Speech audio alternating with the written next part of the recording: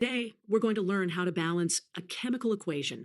We'll be working with the reaction between sodium carbonate and hydrochloric acid. Let's look at sodium. We need to balance it. To balance the sodium atoms, we need to add a coefficient. Let's look at chlorine. We need to balance it. To balance the chlorine atoms, we need to add a coefficient. Let's look at hydrogen. We need to balance it. To balance the hydrogen atoms, we need to add a coefficient. Let's look at oxygen. We need to balance it. To balance the oxygen atoms, we need to add a coefficient. Let's look at carbon. We need to balance it.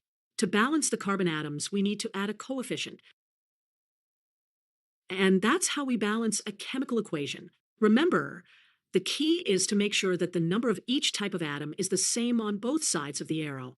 Practice this technique with other equations to improve your skills. Thanks for watching.